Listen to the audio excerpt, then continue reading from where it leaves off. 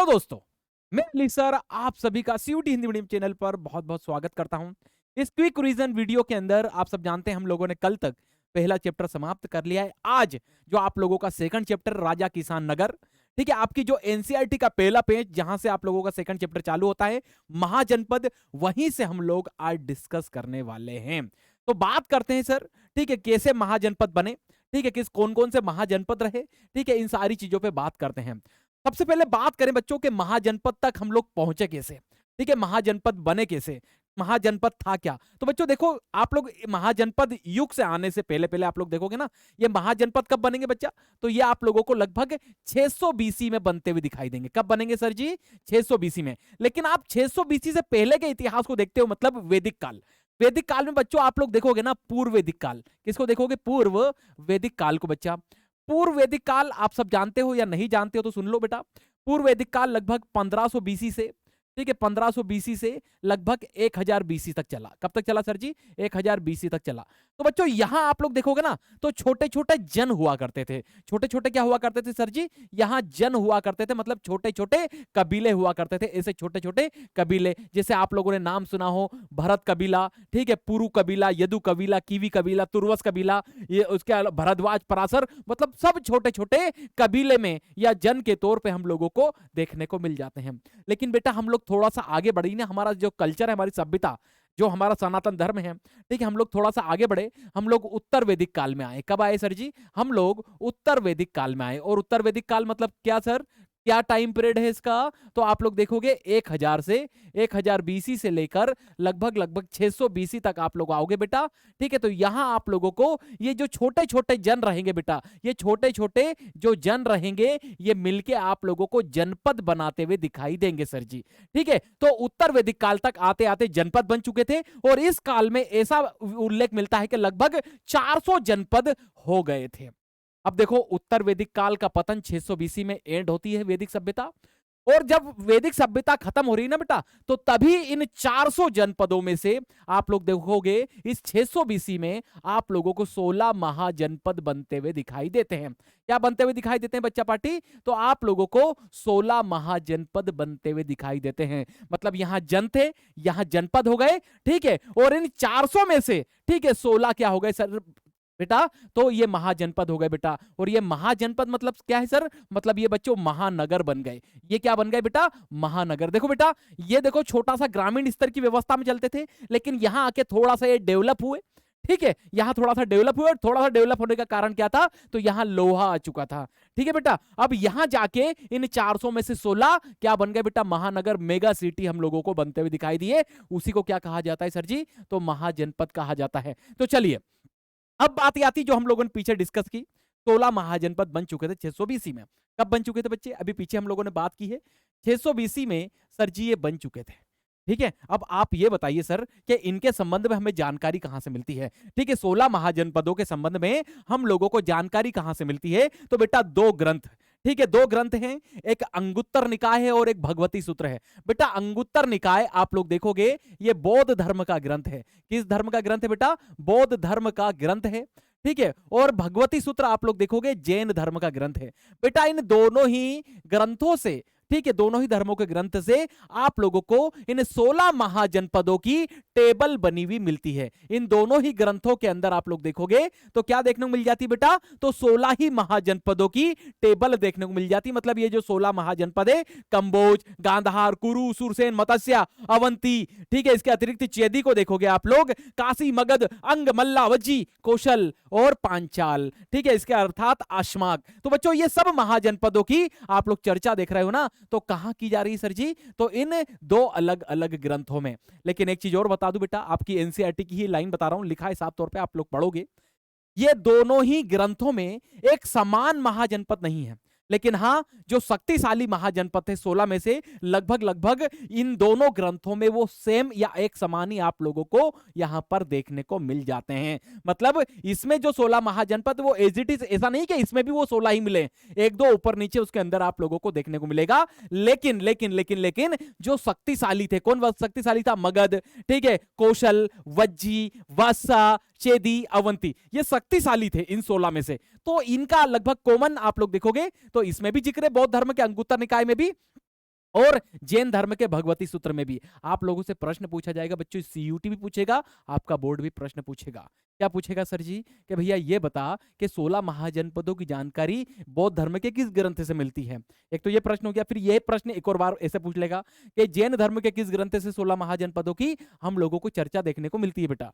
ठीक समझ पा रहे हो ना बच्चा। तो ऐसे प्रश्न आप लोगों से पूछे जा सकते हैं, तो ये याद रखेंगे आप लोग। अब बात ये आती है कि सर ये 16 महाजनपद हैं, एक एक करके भी डिस्कस करेंगे, लेकिन बात ये आती है सर कि ये महानगर बने कैसे।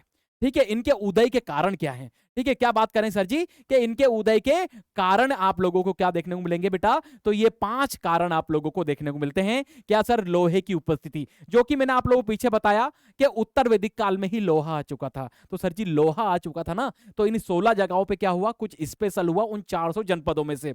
यहां लोहे की उपस्थिति, लोहे की उपस्थिति से इन्होंने क्या किया, वन जो जंगलों पड़े थे, बिल्कुल जंगल भरे पड़े थे, उनको इन्होंने कृषि योग्य भूमि में बदला। मतलब वनों की कटाई की, कृषि योग्य भूमि का विकास किया, खेती करने लायक जमीन बनाई और वहां नवीन कृषि उपकरणों को लेकर आए, लोहे के हल बनाए। ठीक है, कृषि योग्य भूमि में तो बदल ही रहे हैं। ठीक है, हल बना लिए और उस पर क्या की इन्होंने, खेती की। और खेती की ना बेटा, तो कृषि में अधिशेष उत्पादन, सरप्लस प्रोडक्शन आप लोगों को देखने को मिलेगा। सरप्लस प्रोडक्शन या कृषि अधिशेष की स्थिति क्या होती है सर जी, तो जब आवश्यकता से अधिक अनाज होता है ना बेटा, तो उसे कहा जाता है अधिका मतलब अधिशेष की स्थिति। तो यहां देखोगे मतलब आवश्यकता से ज्यादा इन लोगों ने उगाया, मतलब खूब मालामाल हुए, इन्होंने पूरे मार्केट में उसको बेचा भी। तो ये 16 महाजनपद इन कारणों से ही हम लोगों को आगे निकलते हुए दिखाई देते हैं। एक चीज और बता दूं बच्चों, भारतीय इतिहास में इन 16 महाजनपदों का उदय होना, द्वितीय नगरीकरण हम लोगों को देखने को मिलता है। मतलब सेकंड सिविलाइजेशन हम लोगों को देखने को मिलता है। पहली बार कहां देखने को मिलता है, तो हड़प्पा सभ्यता के अंदर हम लोगों को देखने को मिलता है। अब बच्चों इस फोटो को देख लीजिए, इस मैप के अंदर आप लोग देख लीजिए 16 महाजनपद हैं। इसमें ही समझ लो सिर्फ आप लोगों का, मैं चाहता हूं कि बस रिवीजन अच्छा हो जाए बच्चा आप लोगों का। क्या अच्छा हो जाए बेटा, आप लोगों का रिवीजन अच्छा हो जाए। ठीक है, तो 16 महाजनपद थे सर। कितने थे, एक बार अच्छे से देख लीजिए, एक एक करके हम लोग चर्चा करते हैं। यहां शुरुआत करते हैं पाकिस्तान से। बेटा ये 2 महाजनपद कहां थे सर जी, तो पाकिस्तान के अंदर थे। कौन कौन, एक कंबोज था सर और एक गांधार था। कंबोज की राजधानी आप लोगों को हाटक देखने को मिलेगी। क्या राजधानी थी बच्चा, कंबोज की राजधानी हाटक आप लोगों को देखने को मिलेगी। और ये पाकिस्तान के वर्तमान में हजारा जिले में जो है, वहां हम लोगों को ये महाजनपद देखने को मिलता है। आप लोग देखोगे गांधार महाजनपद, गांधार महाजनपद इसकी राजधानी थी तक्षशिला। यहां आप लोग महाभारत काल में देखोगे तो आप लोग गंधारी के नाम से जो जाने जाते थे, उनका यहां पर जिक्र आप लोग देखोगे। सर वर्तमान में पाकिस्तान में कौन से क्षेत्र, लोकेशन तो बता दो। तो जहां आज वर्तमान में पाकिस्तान का पेशावर, रावलपिंडी जो जिले हैं, वहीं हम लोगों को ये देखने को मिलता है। ठीक है, तो ये बात हुई हम लोगों की कंबोज और गांधार की। फिर बात करें हम लोग आगे चलकर, एक महाजनपद था अश्मक। ऐसा कहा जाता है ये 2 नदियों के बीच में, एक नर्मदा नदी और एक गोदावरी नदी, इन दोनों के बीच का वर्तमान का जो क्षेत्र है, वहीं पर अश्मक महाजनपद हुआ करता था। और इसकी राजधानी पाटन या पोटन हम लोगों को देखने को मिलती है। फिर बात करें मगध, मगध इन सभी महाजनपदों में सबसे शक्तिशाली बन के उभरेगा। लेकिन मगध को कोई टक्कर देने वाला था तो काशी, कौशल, वज्जी और अवंती आप लोगों को देखने को मिलते हैं। और इनमें आपस में लगातार संघर्ष की स्थिति भी बनी रहती थी। तो मगध, मगध की बात करें सर, तो मगध आज कहां, तो वर्तमान जो बिहार है, ठीक है, उसका जो गया, बोध गया वाला रीजन है, ठीक है, उसके आसपास हम लोगों को मगध देखने को मिलता है। मगध की आप लोग देखोगे तो 2 राजधानियां रही। एक आप लोगों को गिरिव्रज देखने को मिलेगी, जिसका अजातशत्रु ने नाम बदल के राजगृह कर दिया था, तो ये तो एक ही हुआ। लेकिन दूसरी जो राजधानी थी वो थी सर पाटलिपुत्र। तो मगध की राजधानियां आप लोगों को 2 देखने को मिल जाएंगी। अंग, अंग कहां था सर, तो पूर्वी बिहार, भागलपुर, संबलपुर वाला जो क्षेत्र है, वहां आप लोगों को अंग महाजनपद देखने को मिलता है। और इसकी राजधानी थी सर चंपा। फिर बात करें मल्ल, मल्ल कहां सर, तो जहां आज गोरखपुर जिला आप लोगों को उत्तर प्रदेश का देखने को मिलता है, वहां मल्ल महाजनपद था। और इसकी हम लोग बात करें, इसकी 2 कैपिटल थी, एक पावापुरी और एक कुशीनारा। तो 2 कैपिटल के साथ आप लोगों को मल्ल देखने को मिल जाता है। वज्जी की बात करें, ठीक है, तो वज्जी मगध को असल में टक्कर देने वाला था। वैसे वज्जी के बारे में कहा जाता है कि वज्जी किसी ने टक्कर दी सही से मगध को, तो वज्जी ने दी। इसके अंदर 8 गणराज्य जाते थे। कपिल वस्तु इसी में आता था, लिच्छवी इसी में आता था, मिथिला इसी के अंदर आप लोगों को देखने को मिलेगा। ठीक है, कोलिया इसी के अंदर आप लोगों को देखने को मिलेगा। तो कई सारे क्षेत्र। लेकिन सर बात ये आती है, सर इसकी राजधानी क्या थी, तो वैशाली आप लोगों को इसकी राजधानी देखने को मिल जाती है। कौशल, कौशल की राजधानी श्रावस्ती हुआ करती थी। यह उत्तर प्रदेश के अंदर आप लोगों को, ठीक है, देखने को मिल जाता है, देवरिया वाले साइड में। फिर बात करें पांचाल, ये उत्तरी जो जिले थे उत्तर प्रदेश के, जैसे बरेली, बदायूं, ठीक है, वहां आप लोगों को देखने को मिल जाता है पांचाल। इसकी भी राजधानी दो थी, एक अहिछत्र थी और एक कांपिल्य, आप लोगों को इसकी राजधानी देखने को मिल जाएगी। इसके अतिरिक्त बात करें हम लोग काशी, काशी जहां आज बनारस है, वाराणसी है, वहीं यहां हम लोगों को महाजनपद देखने को मिलता है। इसकी राजधानी भी वाराणसी हुआ करती थी। वत्स, वत्स महाजनपद जो आधुनिक तौर पे इलाहाबाद है, प्रयागराज है, ठीक है, वहीं हम लोगों को वत्स देखने को मिलता है, वत्स महाजनपद। इसकी राजधानी कौशाम्बी हम लोगों को देखने को मिलती है। चेदी की बात करें सर, चेदी कहां था? तो आज जो उत्तर प्रदेश का बुंदेलखंड है, मध्य प्रदेश का जो बुंदेलखंड क्षेत्र है, मतलब यमुना नदी के ई पार और यमुना नदी के ऊपर, ठीक है, यहां आप लोगों को चेदी महाजनपद देखने को मिलता है सर जी। और इसकी राजधानी क्या थी? तो इसकी राजधानी हम लोगों को शक्तिमती देखने को मिलती है। अवंती की बात करें, अवंती ये मध्य प्रदेश का जो मालवा रीजन है, मालवा क्षेत्र है, वहां हम लोगों को देखने को मिलता है अवंती। और अवंती की कैपिटल की हम लोग बात करें तो इसकी राजधानी दो थी, एक महिष्मती जो बाहुबली वाले आप लोगों ने सुना होगा, महिष्मती, और एक आप लोगों को उज्जैनी। दो कैपिटल इसकी देखने को मिलती हैं। मत्स्य ये राजस्थान के अलवर वाले क्षेत्र में, भरतपुर वाले क्षेत्र में, उदयपुर वाले क्षेत्र में फैला था। इसकी राजधानी आप लोगों को विराटनगर देखने को। सुरसेन ये मथुरा वाले क्षेत्र में आप लोगों को देखने को मिलता है, इसकी कैपिटल भी मथुरा थी। ठीक है, फिर बचा है हम लोगों का कुरु। महाजनपद काल में आप लोगों को इसका बड़ा महत्व देखने को मिलेगा कुरु का। बात करें सर कुरु कहां, तो जहां आज वर्तमान में हरियाणा दिल्ली का बेल्ट है, ठीक है, जहां वो गुरुग्राम नू वाले जो क्षेत्र पड़ जाते हैं, ऐसा कहा जाता है कि उसी क्षेत्र में हुआ करता था। इसकी राजधानी इंद्रप्रस्थ हुआ करती थी, जो आधुनिक दिल्ली के नाम से जानी जाती है। तो बच्चों ये कुछ महाजनपद हैं, ठीक है, ये सारे महाजनपदों के बारे में मैंने लगभग लगभग ओवरव्यू दिया, कैसे इनका उदय हुआ, ठीक है, कहाँ इनके संबंध में जानकारी मिलती है सर जी। ये सारी चीजें हम लोगों ने यहाँ पर क्या की है, डिस्कस किया है, ये भी मैंने आप लोगों को बताया।